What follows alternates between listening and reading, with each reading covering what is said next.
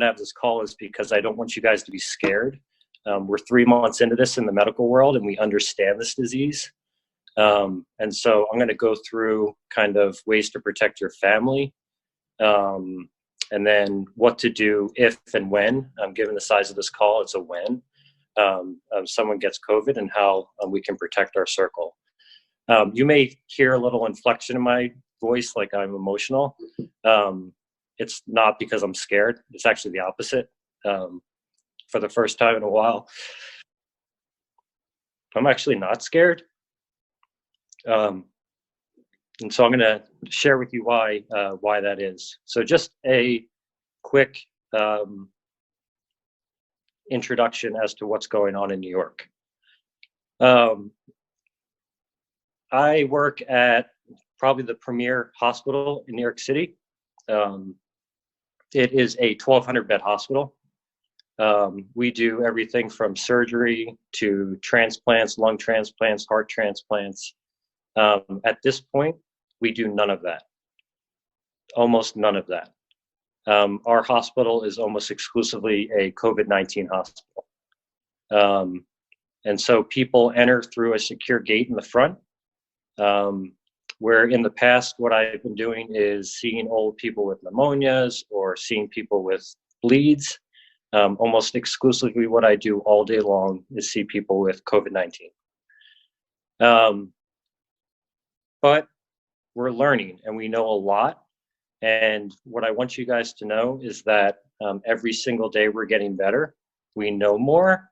And I am confident that the stuff I can tell you today should make you guys feel like when this comes to your community, that you don't have to be scared and that you can protect your family. So I think the first thing is, how do you get COVID?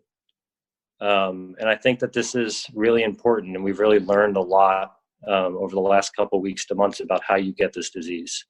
And so the overarching theme is sustained contact with someone who has this disease, which the vast majority is people with fever and aches, or someone who is about to get the disease. So someone in the next 1 to 2 days who is going to develop symptoms of this disease. And so the way that you get this is the transmission of the virus almost exclusively from your hands to your face. From your hands to your face. And so it's either into your eyes, into your nose, or into your mouth.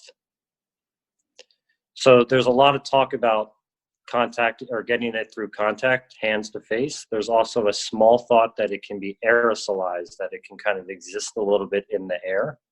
The thought at this point is that you actually have to have very long, sustained contact with someone. And I'm talking about over 15 to 30 minutes in an unprotected environment, meaning you're in a very closed room without any type of mask, for you to get it that way. But to very simply state, the overwhelming majority of people are getting this by physically touching someone who has this disease or will develop it in the next 1 to 2 days, and then touching their face.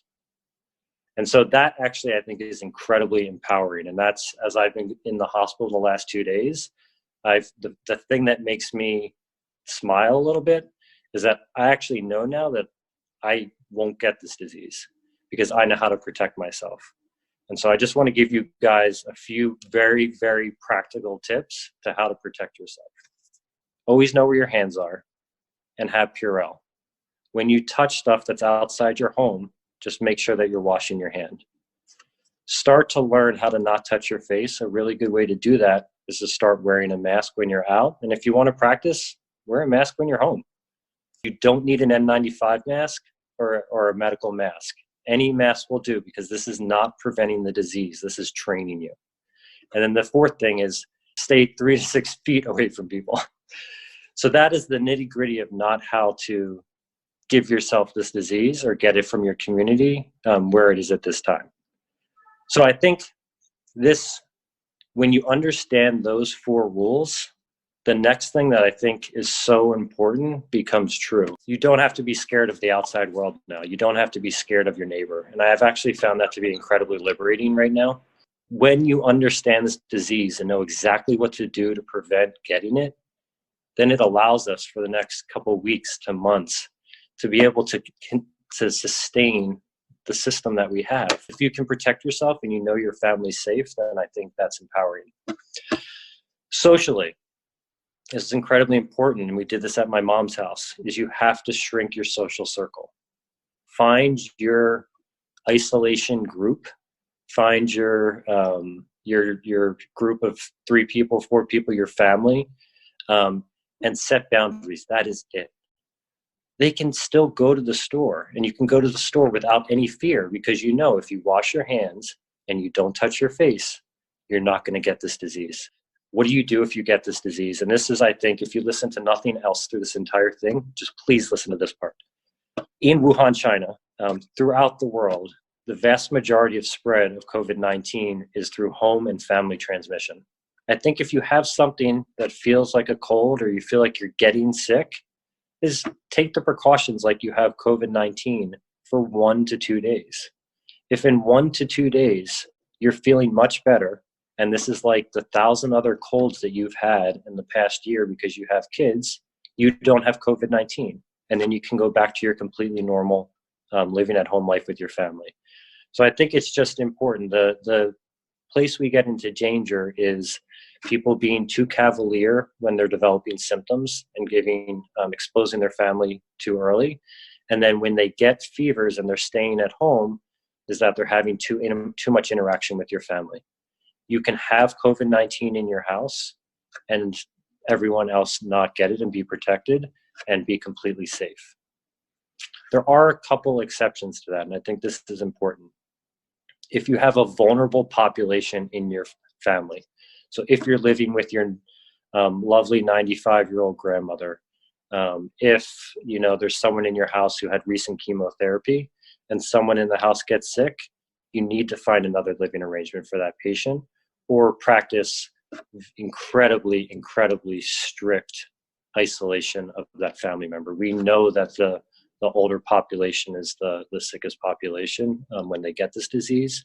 And so that is the one caveat to it's safe to stay home with your family, is if you have someone who's incredibly vulnerable, you need to set up a situation in the house where they're completely isolated from the person who is sick. Maybe you could have another person take care of that family member in your house so you have no interaction. But simply being in the home with someone with COVID-19 will not get you that disease.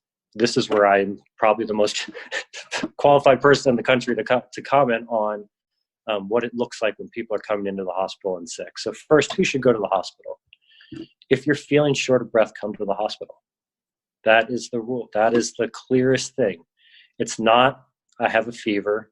It's not, I think I have COVID-19. It's not, I can't stop having those body aches. It's, I feel short of breath when I get up to go to the bathroom. Those are people that should come to the hospital and be evaluated. Of the entire population of people who get COVID-19, about 10% need to go to the hospital because they get short of breath. Of the 10% who are coming to the hospital, about 1 to 2 to 3% of those are requiring admission to the ICU and to be put on a ventilator. So what happens when people get put on ventilators?